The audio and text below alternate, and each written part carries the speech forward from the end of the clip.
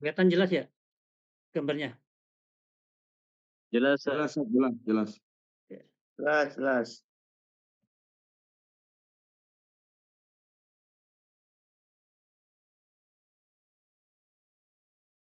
Baik, assalamualaikum warahmatullahi wabarakatuh.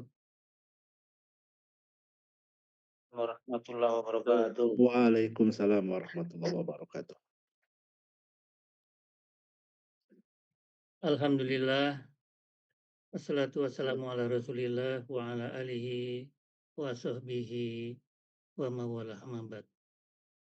Alhamdulillah, Ketua Dewan Murobi Wilayah Ustadz Dadang yang insya Allah akan menjadi besan ya, serta rekan-rekan Dewan Murobi Jawa Barat. Dan yang saya hormati Ustadz Makpur sebagai Ketua Pengurus Wilayah Jawa Barat serta rekan-rekan semuanya, pengurus Jawa Barat dan jamaah kader dakwah Hidayatullah seluruh Jawa Barat yang saya banggakan ya. Alhamdulillah, pagi ini kita akan mencoba mendiskusikan atau membicarakan tentang ekonomi Islam. Jadi materi ini sebenarnya adalah kelanjutan dari materi awal sebagai pengantar ilmu ekonomi Islam bulan lalu ya, 2 bulan yang lalu kemungkinan ya. Nah, di dalam ekonomi Islam kita kenal ada namanya ya, transaksi yang dibolehkan dan ada transaksi ekonomi yang dilarang. Ya. Kalau kita pernah mendengar ada istilah kaidah muamalah ya, semua boleh selama tidak ada dalil yang melarangnya. Nah, itu kaidah kaidah muamalah ya. Tapi kalau kaidah ibadah, semua haram, semua ibadah haram, gitu kan. Kecuali ada dalil yang memerintahkannya. Seperti itu ya. Ini suara saya kedengaran ya? Bagus ya? Jelas. Kedengaran, Ustaz. Kedengaran, Ustaz. Nah, alhamdulillah untuk kali ini kita akan mencoba mengurai apa itu riba dan problematikanya. Mungkin nanti kita akan coba juga praktek ekonomi ribawi di era modern saat ini. Ya, coba kita akan singgung ke sana juga. Dan bagaimana pula posisi kita ada di mana atau sedang apa dan apa yang kita lakukan selama ini di dalam muamalah keseharian kita. Tentu ini eh, akan menjadi satu pemahaman baru mungkin atau bahkan teman-teman juga banyak yang sudah lebih memahami. Tetapi biasanya saya kalau mengisi training lembaga keuangan itu jangan nyesal ya kalau sudah paham terkait dengan riba, hukumnya dan larangannya dalam Al-Quran ataupun dalam eh, dalil-dalil hadis ya tentang dosa riba. Kenapa? Karena setelah tahu, setelah paham, maka berlakulah dosa itu. Nah, kan begitu. Nah, para satid yang berbahagia, alhamdulillah ya kita coba menjelaskan. Pertama adalah terkait dengan pengertian tentang riba. Islam tidak mengharamkan keuntungan, tetapi mengharamkan kezaliman. Maksudnya, biasa kan begini kita, apa bedanya ya, apa namanya, bank syariah dengan bank konvensional ya. Apa bedanya ya, koperasi syariah dengan koperasi konvensional ya. Kelihatannya sama aja ya. Kenapa? Karena yang kita alami pada saat kita melakukan transaksi, misalkan pinjaman ya atau kredit ya, itu sama kok bilangnya ada pokok, ada bunga katanya. Jadi kalau kita nyicil 1 tahun, ada bunganya, nah gitu ya. Nah nah nanti kita coba akan urai ya, bagaimana pula itu, filosofi transaksi pembiayaan atau kredit di lembaga keuangan. Nah, saya ingin sampaikan juga di sini, definisi sederhananya. Kalau secara bahasa, riba itu adalah tambahan, ya. Secara bahasa riba itu tambahan. Jadi kalau tambahan itu maksudnya bisa menambah, bisa melebar, bisa memanjang, itu kan bertambah ya kan. Memanjang, melebar, meluas. Nah itu bertambah tuh definisi sederhananya. Jadi kalau kalau saya pinjam uang 1 juta dikembalikan 1.100.000 artinya apa? Bertambah. Nah, itulah yang dimaksud bertambah dari pokok, ya, bertambah dari pokok. Itu yang disebut dengan riba. Nah, berkembang, berkembang itu maksudnya tambah ya, yang disyaratkan tanpa pengganti syar'i. Berkembang itu ya satu barang, ya kan, satu barang tukar menukar, ya kan, eh, bertambah, ya, berkembang. Jadi misalkan gini, beras saya tukar tukar tukar barang ya, tukar barang misalkan beras Sadane, ya kan. Beras Sadane 1 kilo, ya kan. Ditukar dengan eh, beras, ya kan, beras apa namanya, beras yang lebih jelek 2 kilo, 1 kilo ditukar 2 kilo. Nah itu juga tidak boleh, ya kan, seperti itu.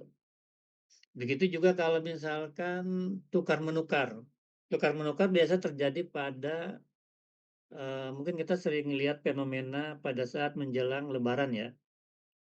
Pada saat menjelang lebaran itu ada namanya tukar uang, ya kan?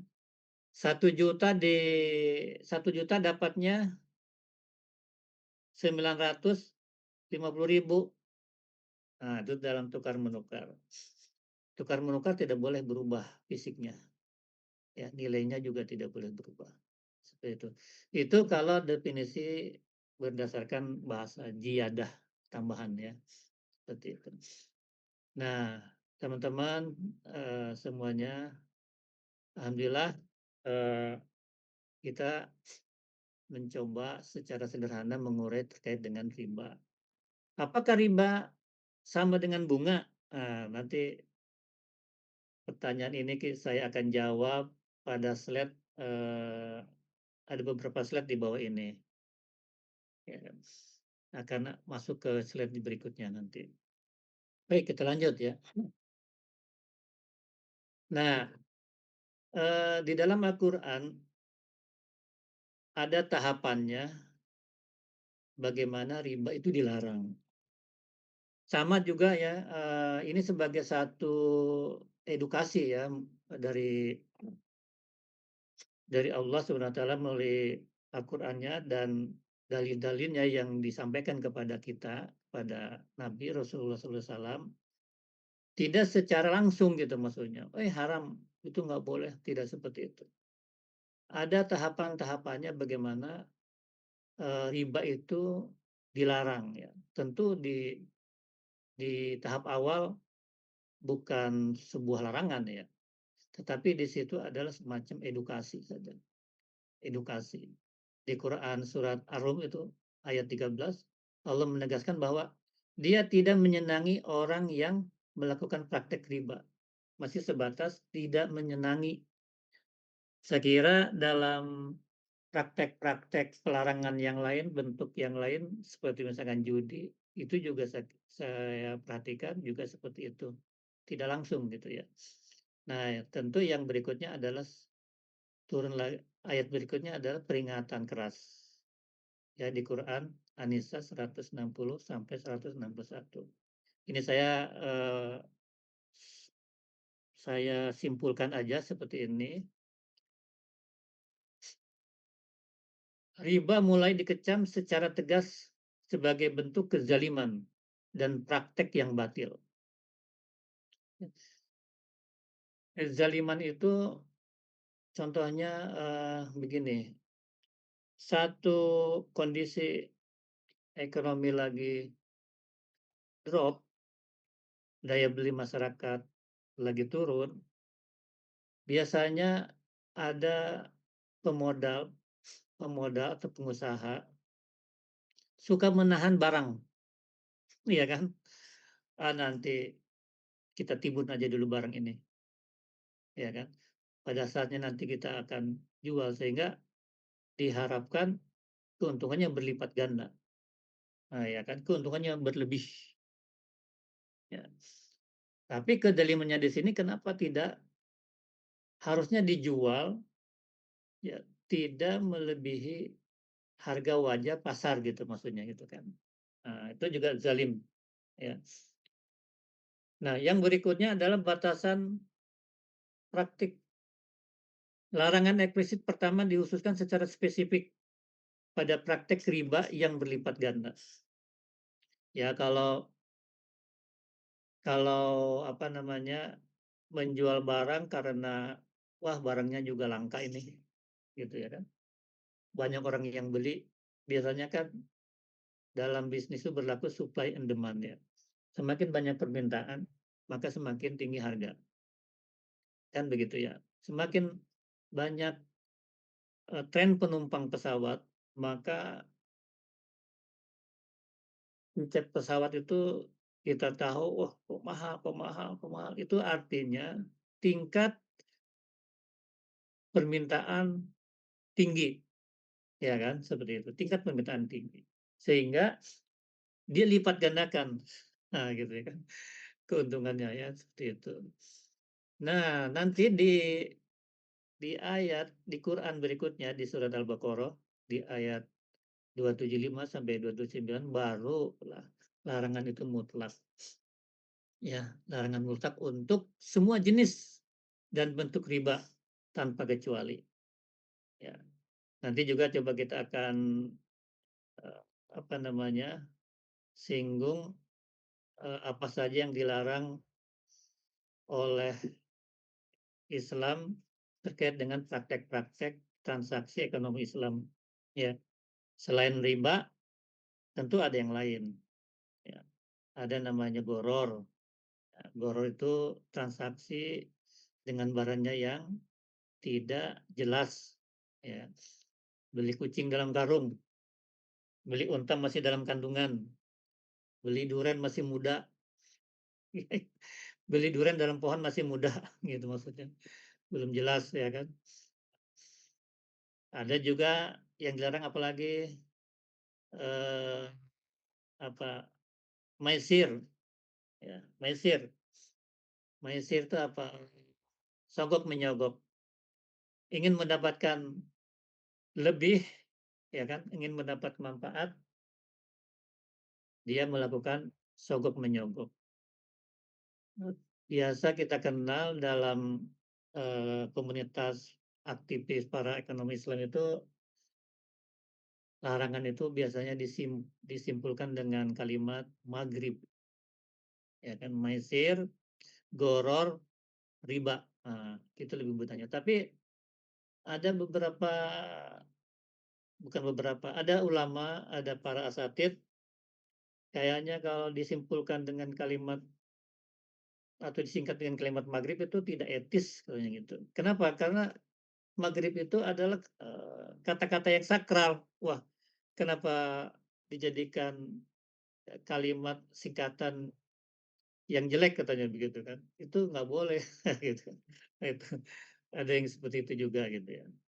Ini maksudnya memudahkan, tetapi memang idealnya tidak, maghrib jangan di apa namanya, dipelesetkan seperti itu sih ya. Kita cari ganti nama lain ya.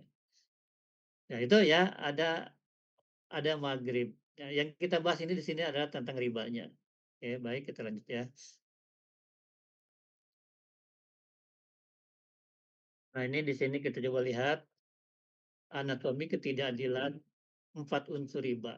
Ini menurut rumusan Imam Ar-Razi. Jadi ada banyak pendapat ya tentang riba ini ya. Salah satunya adalah Imam Ar-Razi. Yang dimaksud dengan riba itu adalah diambil dari pokok, dari modal awal tanpa melihat hasil usaha. Misalkan gini kan,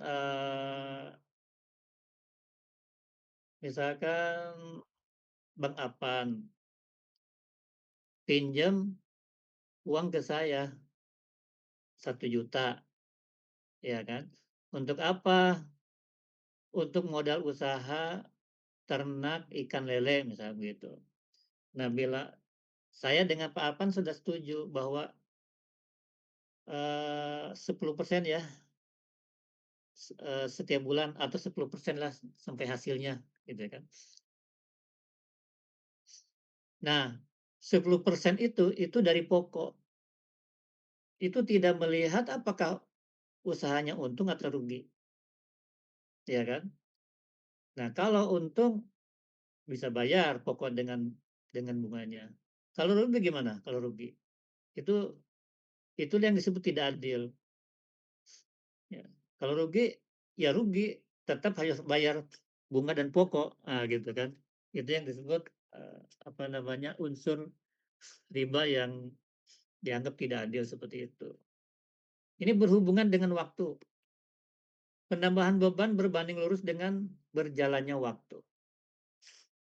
Ya. Jadi misalkan, kalau pinjam 1 juta Bang itu bunganya 10% ya. Tapi nanti kalau 2 bulan 20% ya, kayak gitu kan. Nah itu yang berhubungan waktu. Sekarang melanggar unsur kepastian. Melanggar unsur kepastian itu begini maksudnya. Saya atau siapa saja investasi di satu usaha yang kita anggap usahanya bagus, misalnya kan begitu. Bilang, pengusaha itu kepada kita, "Pak Yadi kalau naruh uang di sini 10 juta, setiap bulan saya akan kasih 2% dari 1 juta, dari 10 juta yang, dana Pak Yadi investasikan kepada saya. Dan usaha ini saya pinjamnya ke Pak Yadi investasi ini 1 tahun. Jadi setiap bulan saya dapat 2%. Itu flat. Berarti kita sudah, memastikan bahwa saya akan dapat 2% setiap bulannya. Itu melanggar unsur kepastian. Kalau akannya bagi hasil kan tidak seperti itu ya. Akan bagi hasil itu adalah kerjasama usaha, pendapatannya sudah disepakati ada nisbahnya. Kalau pendapatannya 100.000, maka akan dibagi sesuai nisbah. Kalau 60-40, kalau pendapatannya misalkan 50.000 turun, berarti patokannya dasarnya adalah nisbah. Kalau misalkan hanya 5.000 dapatnya, 5.000 itu dibagi 2 sesuai dengan porsi nisbah yang disepakati. Nisbah itu maksudnya janji berbagi. Ya bahasa kitanya itu janji berbagi. Ini anu ya, Pak Yadi bagi hasilnya nanti 60-40. Nah, itu maksudnya nisbah. Ya, 60-40 ya. Nah, itu maksudnya nisbah janji berbaginya sekian persen, sekian persen. Ya. Nah, yang berikutnya adalah perbuatan zalim, menciptakan penindasan struktural terhadap pihak yang berhutang. Nah, kadang-kadang saya pernah mengalami itu dulu ya, kredit, apa itu kredit di salah satu platform aplikasi ya. Dia membuat semena-mena gitu, maksudnya baru terlambat 1 jam didenda. Nah, gitu. Jadi dia membuat membuat semuanya dia tanpa ada kesepakatan, tanpa ada apa namanya kesepakatan kita gitu kan. Pokoknya dia buat aturan mainnya, sudah buat modelnya sendiri. Kalau mau iya, kalau enggak jangan gitu. Dia seperti itu ya, zalim ya. Oke, kita lihat ya berikutnya. Bang Apan, butuh waktu berapa lagi nih ya supaya kita ngatur waktu? Bang Apan, kedengaran Bapak-bapak ya? Saya ini suara Kedengaran, kedengaran, kedengaran Ustaz. ya? Nah, khawatir nggak kedengaran. Normal banget, normal apa?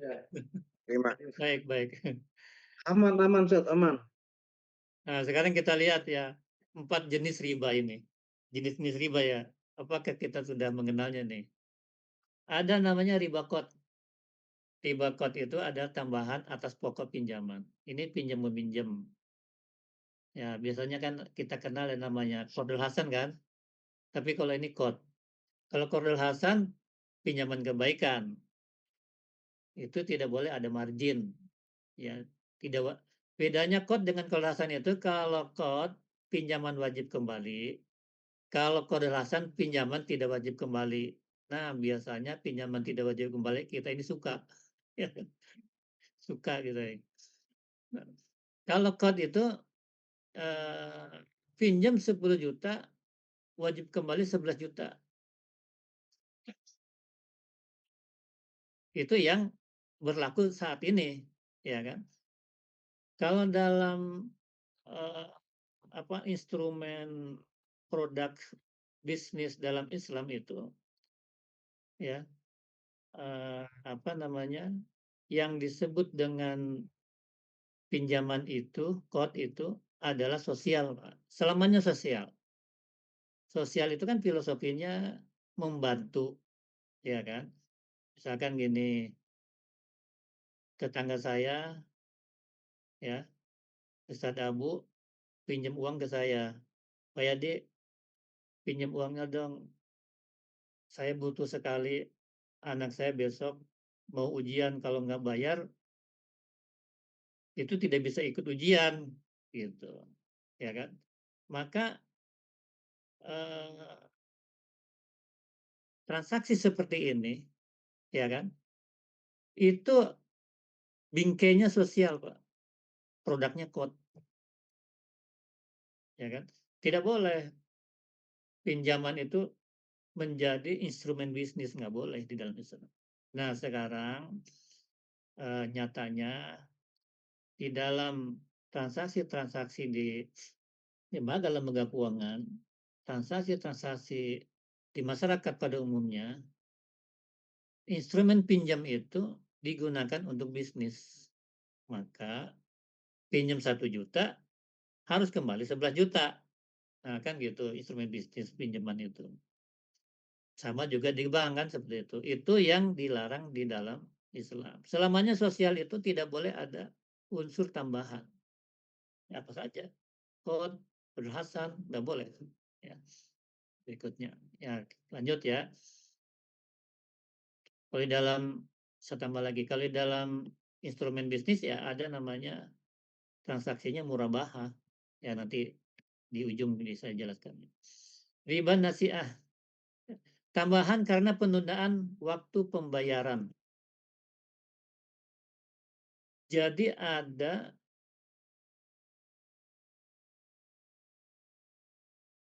ada apa namanya satu kasus jatuh tempo tetapi belum bisa bayar, gitu kan.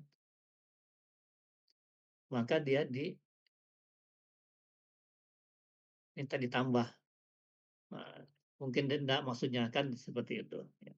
Oke, berikutnya riba padel, pertukaran barang ribawi sejenis yang tidak sama takarannya. Kalau di sini contohnya 1 kilogram emas ditukar dengan 1,2 kilogram emas secara tunai. Paham ya? Gampang ya ini memahaminya ya. Misalkan gini, pinjam beras dong sekilo, yang meminjamkan bilang, "Boleh, tapi besok balikin 1,5 ya." Begitu maksudnya, 1,5 ya, gitu. Atau, tukar-menukar, misalkan, 1 gram emas bentuk perhiasan, 1 gram emas ditukar dengan 1 gram emas bentuk, lempengan atau LM, logam mulia, sesama emas kan, tetapi satu perhiasan, satu logam mulia, itu nggak boleh juga, ya kan. Beda jenis juga tidak boleh, misalkan, apa ya, beda jenis itu misalkan di kampung itu ada namanya beras Sadane atau beras IR ya kan. Beras Sadane itu kan dianggap bagus, ditukar dengan beras IR, itu juga nggak boleh. 1 kilo misalkan, 1 kilo beras Sadane ditukar dengan 1 kilo beras IR, itu juga nggak boleh. Ada satu riwayat di dalam hadis itu, kita mungkin sudah pernah dengar, satu ketika, Bilal bin Rabah membawakan hadiah kepada Rasulullah kurma, ya kan. Kurma 1 sak, anggap 1 sak itu berapa ya? Ya, kita anggap aja 1 sak itu, 1 kilo ya, datang kepada Rasulullah. Begitu sampai di rumah Rasulullah, "Ya Rasulullah, saya bawakan hadiah se se apa, kurma yang berkualitas bagus." Apa yang berkualitas bagus itu ya, eee, apa yang berkualitas bagus tuh ya? Pokoknya Ajwa, kurma yang ajwa. ajwa, misalkan ajwa misalkan ya kan, dikasih kepada Rasulullah. Rasulullah bertanya, penasaran, "Wahai Bilal, eee, emang kamu punya kurma yang kualitas bagus?" "Nggak punya sih ya Rasulullah. Saya punya kurma yang kualitasnya biasa aja, saya punya 2 kilo. Saya jalan, saya tukarkan dengan yang kurma 1 kilo tapi kualitasnya bagus." Gitu kan. Apa kata Rasulullah? 2 kilo kualitas biasa ditukar dengan 1 kilo kualitas bagus. Apa kata Rasulullah? "Oh jangan begitu, itu masuk riba," katanya begitu kan. Nah, kalau ingin tidak riba dalam transaksi ini, ya, kalau tidak ingin riba dalam transaksi ini caranya, kamu jual dulu tuh yang 2 kilo itu, sehingga menjadi mata uang atau alat tukar, jadi dijual dulu barangnya, ya kan. Berapa harganya baru beli itu si kurma yang kualitas bagus, ya kan, dengan harga yang dapatkan harga menjual yang 2 kilo tadi gitu kan. Nah itu baru boleh. Nah seperti itu ya untuk yang tukar-menukar itu. Jadi memang kayak tukar tambah nih modelnya kayak gitu ya. Nah ini harus hati-hati kita dalam tukar tambah, rupanya seperti itu ya. Jadi baiknya tukar tambah itu kayak motor, tukar tambah motor misalkan. Motor tahun 2015 ya kan, mau ditukar tambah dengan motor 2020, tentu harganya pasti beda, ya kan. Tentu harganya pasti beda, ya. Yang tahun 2015 mungkin 10 juta, ya kan? Mau ditukar tambah dengan motor 2020 dengan harga 17 juta misalkan kan, berarti saya nambah 2 juta ya, gitu. Nah, kalau mau benar, kalau mau sesuai dengan apa yang tadi Rasulullah ceritakan dalam riwayat Bilal tukar menukar itu, lebih baik motornya itu dijual, jual aja dulu, ya kan? Harganya 15 juta, sudah dapat kan? 15 juta dijual lah, beli maksudnya yang motor 2020 dengan harga 17.000. Seperti itu ya untuk tukar tambah itu modelnya. Terus bagaimana sih, apa namanya, apa bisa katanya, kalau saya jual dulu kan susah katanya gitu kan, harus nunggu berapa hari cari pembeli kan begitu.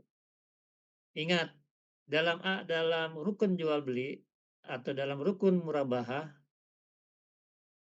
pembayaran tidak masuk dalam rukun jual beli, ya kan? Pembayaran tidak masuk dalam rukun jual beli. Yang masuk dalam rukun jual beli itu adalah harga. Ya kan, rukun jual beli itu apa? Ada barang, ada harga, ada pembeli, ada penjual, ada akad, ya kan? Motor yang tadi itu jual aja dulu. Saya mau jual nih 15, kamu berani? Oke, saya berani, gitu kan. Harganya ada, penjualnya ada, barangnya ada kan? Itu rukunnya sudah masuk. Dan kita harus paham tentang rukun ini ya, karena apa? Salah satu rukun tidak ada maka transaksi itu batil, ya kan? Transaksi itu batil. Nah, tadi kan harganya sudah disepakati, oke, akan terjadi. Bayarnya belum, ya kan? Boleh nggak saya jual barang HP saya ke teman saya, misalkan Bang Apan, Bang Apan, saya jual HP saya 500.000, mau nggak Pak Apan? Mau, katanya gitu kan. Tapi Pak Yadi katanya, kata dia, saya nggak punya uang sekarang, boleh nggak nanti bulan depan saya bayar? Boleh, kan biasa jual beli begitu kan? Boleh. Nah, disitulah jual beli bahwa pembayaran tidak termasuk rukun. Yang masuk rukun adalah nilainya, harganya, 500.000 HP saya. Boleh Pak Apan, nanti aja bayarnya, bulan depan enggak apa-apa, pas antum gajian. Nah, ya kan? Itulah yang contoh rukun jual beli. Baik, berikutnya kita masuk ke riba jahiliyah. Riba jahiliyah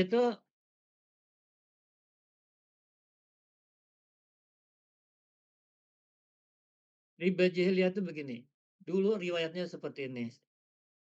Suatu ketika terjadi transaksi pinjam meminjam antara sahabat dengan orang Quraisy ya, mungkin seperti itu ya, kita anggap begitu. Nah, apa namanya, meminjamkan 1 juta misalkan.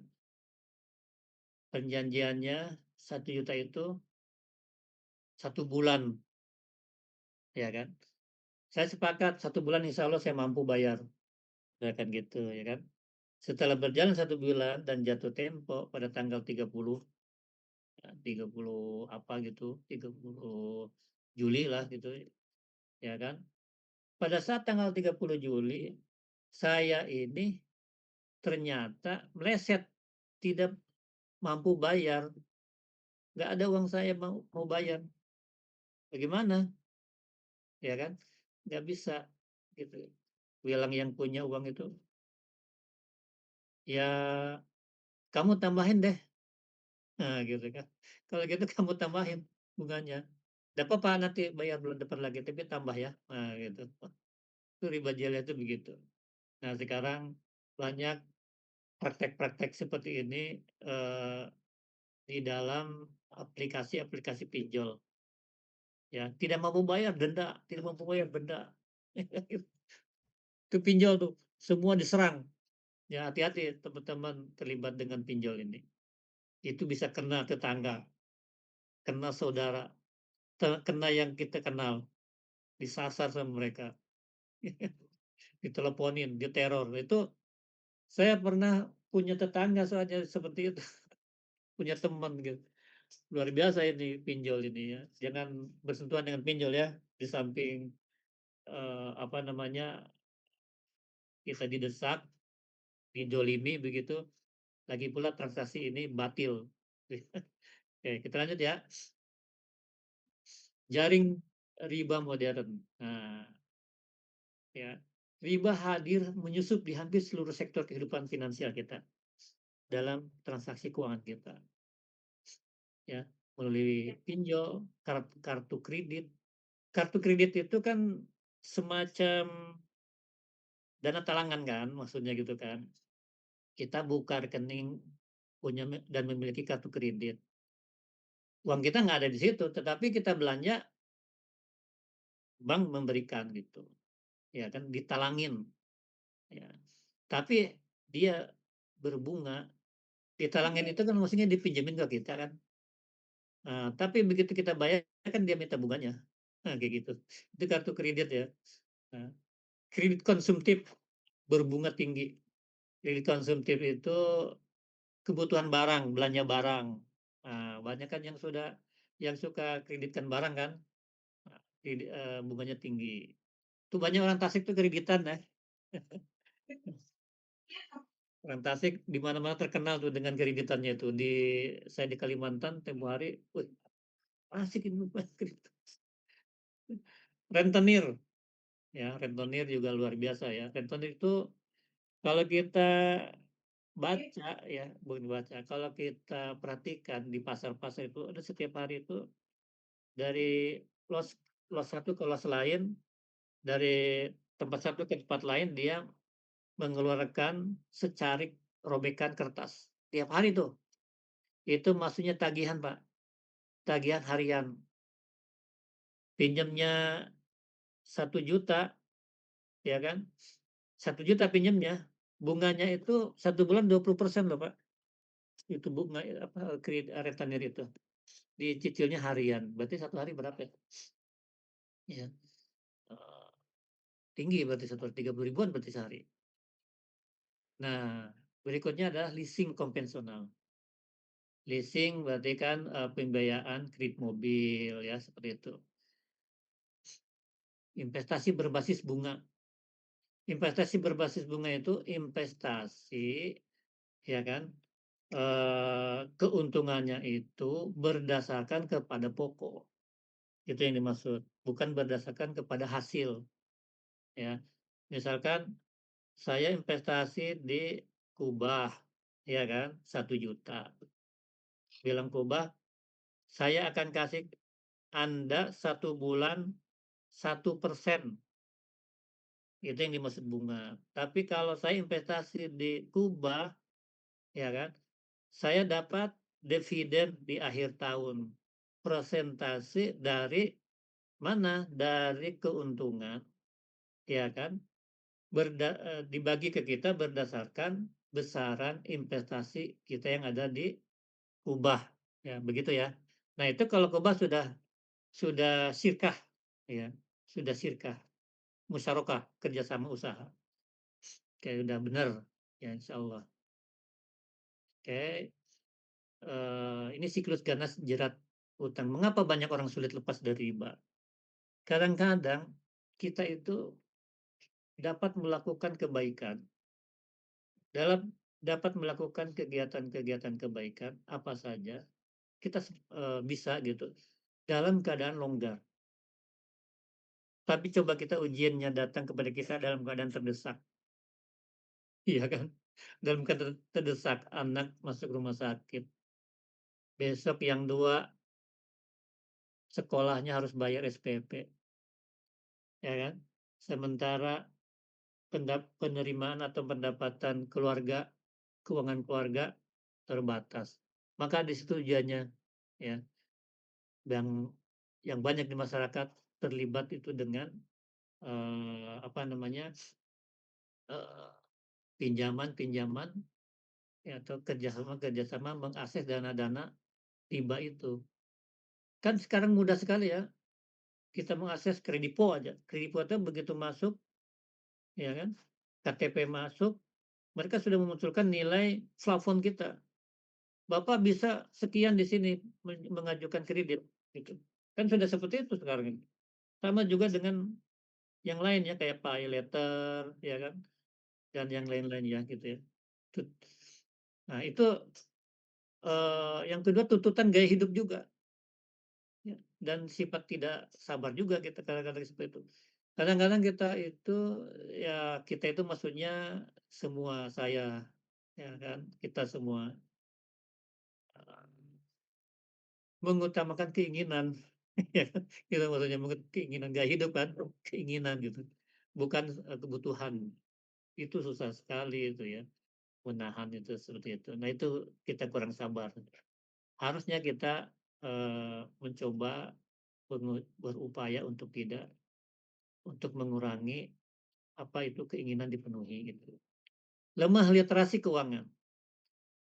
Ya di sinilah, manhaj kita memberikan apa namanya, pola atau panduan ya, dengan dimulainya perintahnya baca, ya berarti kita hal-hal yang bersifat ketimpangan, ketidakadilan dalam dunia ekonomi, dunia transaksi keuangan, ya kita harus banyak memahami, mempelajari, ya kan, merenungi, ya. Dan kita di sini lemah literasi tentang keuangan. Padahal ini muamalah ini apa namanya, satu kegiatan yang paling banyak di keseharian kita. Entar baterainya habis.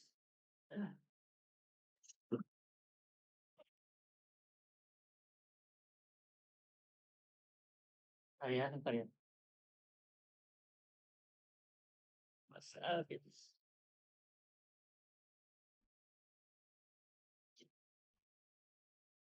Depan apa?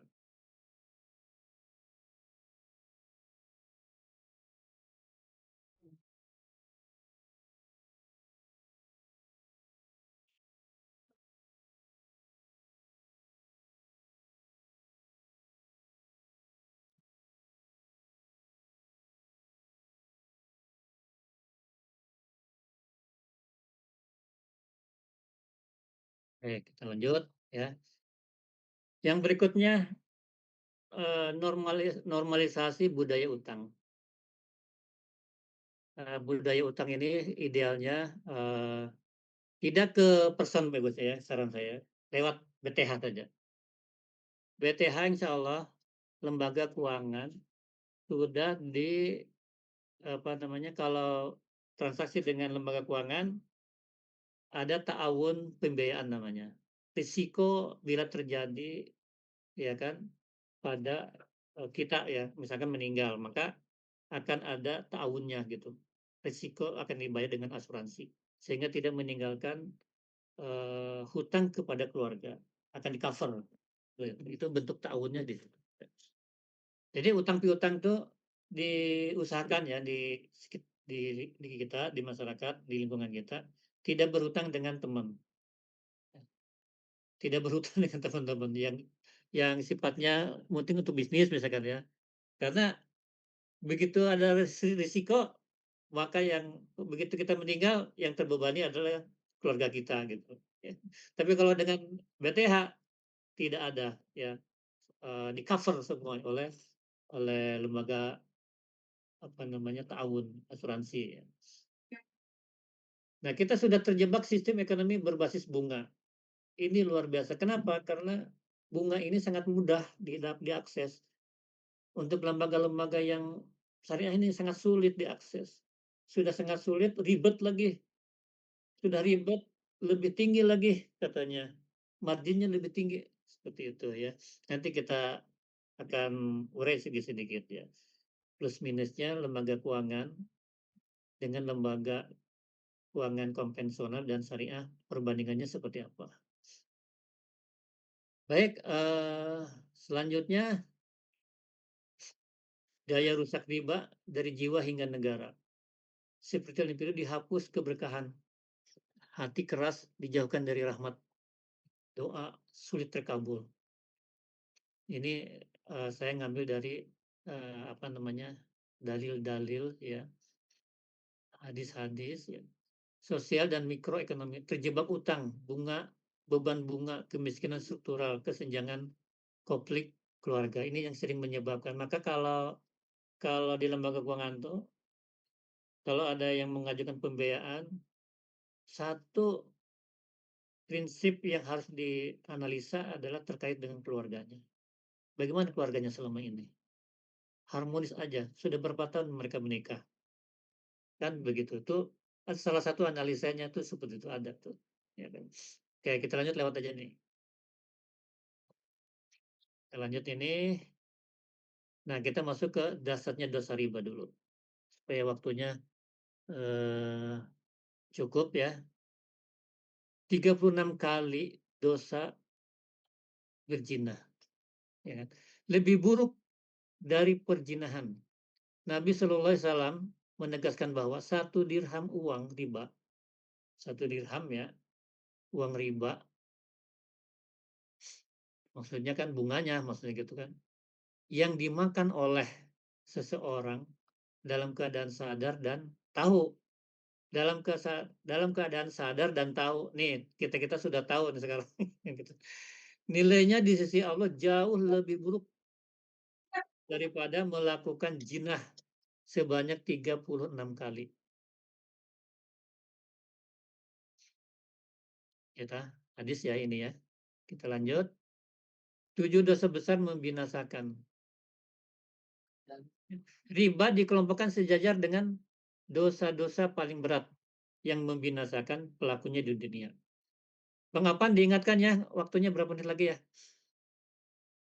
Setara syirik dan sihir. Dalam hadis sahih Bukhari Muslim, Rasulullah SAW menyandingkan memakan riba langsung ya, memakan riba langsung dengan dosa syirik. Menyamakan, sama dengan dosa syirik. Terus tentang keadilan sosial. Larangan ini diturunkan untuk melindungi keadilan muamalah serta menolak eksploitasi terstruktur terhadap kaum yang lemah. Nanti saya akan bandingkan apa sih keuntungannya, apa sih bagusnya konsep ekonomi Islam dengan konsep ekonomi konvensional ya. Sekilas nanti saya kasih contoh. Ekosistem dosa riba. Ya. Jadi semua yang terlibat di dalam transaksi riba, maka satu ya, kedua aktor utama yang memakan keuntungan bunga maupun nasabah yang membayarkannya secara sadar. Artinya 2 orang transaksi. Ya kan? Yang berikutnya para saksi. 2 orang saksi atau pihak yang menyaksikan, menyetujui dan melegitimasi terjadinya akad haram tersebut. Saksinya juga, penulisnya. Yang 2 ya penulis ya. Sekretaris, notaris, pegawai sistem administrasi yang sengaja mendokumentasikan ikatan perjanjian riba. Luar biasa. Dosa riba tidak hanya menimpa rentenir ya, tetapi menginfeksi seluruh pihak yang melegitimasi transaksi tersebut secara sadar dan secara kapasitas kita tidak dalam keadaan terdesak dan teraniaya dan tertekan gitu maksudnya. Ya. Oke, ada namanya kan darurat juga kan, darurat. Oke, lanjut ya. Nah, tentang riba ini sudah sepakat para ulama-ulama internasional ya kan, dan lembaga-lembaga internasional juga termasuk apa namanya Dewan Syariah Internasional Al-Azhar ya kan. OKI, ya kan. Bahkan di Indonesia Majelis Ulama sejak tahun 2003 sudah mengeluarkan fatwa tentang riba ini, bunga bank ini. Muhammadiyah 2006 sudah mengeluarkan juga fatwanya tentang riba. Begitu juga Nahdlatul Ulama ya sudah merekomendasikan mendirikan bank Islam tanpa bunga. Gitu. Kita lanjut.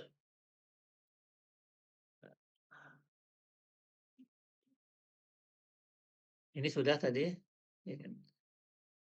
Nah sekarang lantas apa saja yang boleh dilakukan oleh umat Islam untuk transaksi muamalah di keseharian kita. Ya tadi kan yang dilarang ya, salah satunya adalah riba. Sekarang yang instrumen instrumen bisnis yang dibolehkan oleh Al-Quran. Ya untuk perdagangan, Bapak-Bapak, sektor real jual beli, ya murabahah jual beli itu dagang, ya perdagangan ya. Murabahah jual beli biasanya murabahah itu jual beli kerjasama dengan lembaga keuangan ya. Terus salam, bayar tunda, istisna, ya, proyek didahulukan gitu kan. Terus kemitraan, di sini kemitraan itu bisa mudharabah, bisa musyarakah.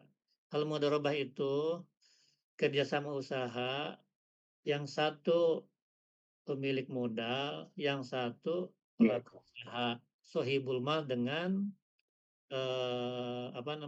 hubungan mudharib ya. Jadi misalkan saya punya uang 5 juta, Bang Apan punya kemampuan sebagai pedagang bakso, ya kan? Nah, jadilah usaha bakso, baru bersepakat keuntungannya dibagi 60-40 begitu. Nah, bila terjadi kerugian risiko, ya kan di sini, bila terjadi risiko kerugian, yang penting bukan disengaja, yang penting bukan kelalaian pengelola, maka yang modal rugi uang, yang pengusaha rugi waktu, tenaga. Itu kalau mudharabah ya. Nah, di bawahnya ada sirkah. Sirkah ini adalah kerjasama usaha yang terdiri dari 2 orang atau lebih. Masing-masing orang menyertakan modalnya. Semua menyertakan modal kalau sirkah. Kalau mudharabah tidak. Jadi di sinilah yang biasa kita kenal di kampung itu bersama, rugi bersama. Ya. Rugi sesuai dengan persentase modal disertakan, untung mendapatkan sesuai dengan modal disertakan.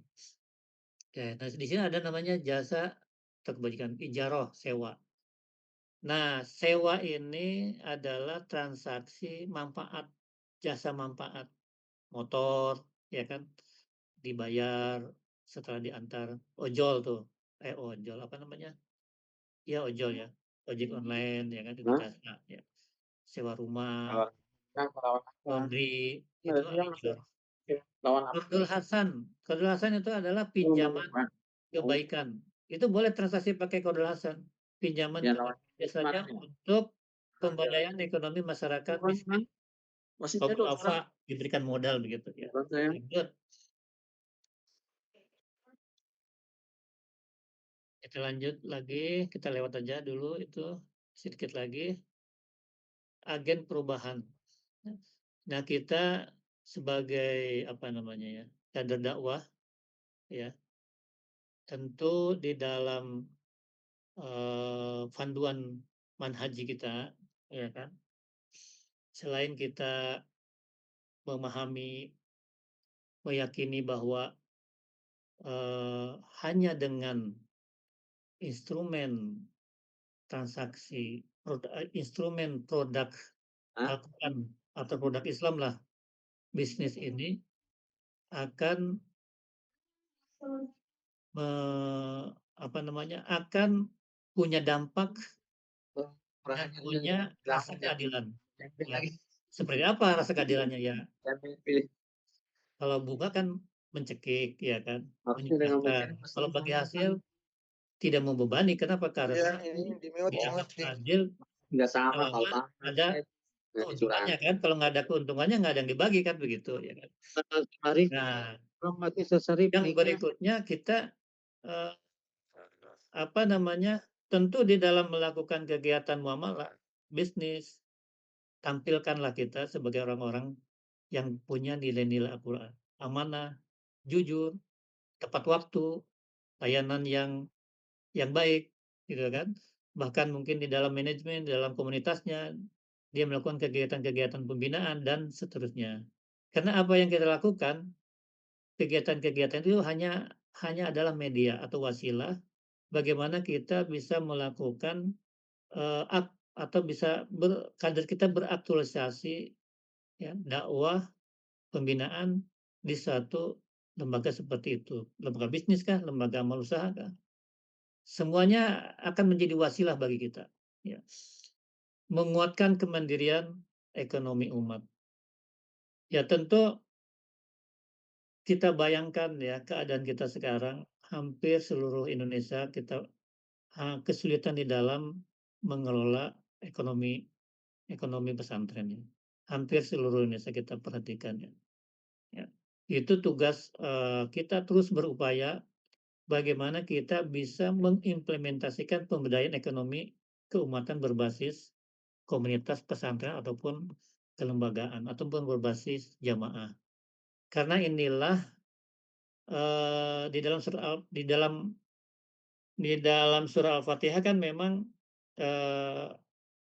disinilah akan kita dirikan sebuah lembaga apa namanya bersama-sama pemberdayaan ekonomi Islam sehingga harapannya ya ini bisa menjadi penguat dalam eh, proses dan jamaah kita penguatan ekonomi keluarga maksudnya gitu ya kan. Tanpa ekonomi keluarga tentu berjamaah juga terbata-bata kitanya ya kan. Nah, karena dana ini adalah katanya darah darah kehidupan, darah perjuangan ya. Sehingga itulah kalau kalau dalam visi adalah peradaban Islam, kalau dalam visi ekonomi Islam adalah peradaban ekonomi Islam, ya kan di dalam satu kampus. Itulah yang kita harapkan seperti itu. Baik, kita lanjut.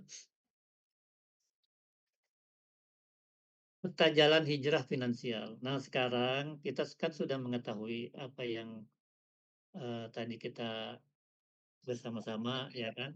Tentu kita sudah mencoba menginventarisir apa kita bagaimana selama ini, ya kan, terkait dengan transaksi-transaksi keseharian kita. Ya, kita coba menginventarisir, ya kan, apa saja, ya kan. Mungkin kalau masih ada utang yang sifatnya apa itu kredit berbunga, coba kita kalau bisa eh, apa istilahnya over kredit misalnya kan, pindah Bang Afan tuh waktunya dan Bang Afan. seterusnya dan seterusnya ya seperti itu ya. Ya. Allah memusnahkan riba dan menyuburkan sedekah. Tepat Ustaz. Nah, itu saya kira cukup sampai di sini waktunya dan saya mohon maaf ya bila memang ada yang kurang berkenan dan tentu ini materi ini eh, tidak begitu sistematis ya kan, tetapi intinya bahwa kita mulai sejak sekarang sudah mulai menata diri terkait dengan cara memperlakukan keuangan kita sendiri ya demi untuk apa yang kita harapkan ke depannya menjadi orang-orang yang terbebaskan dari riba ya. Baik, demikian dari saya. Terima kasih. Assalamualaikum warahmatullahi wabarakatuh.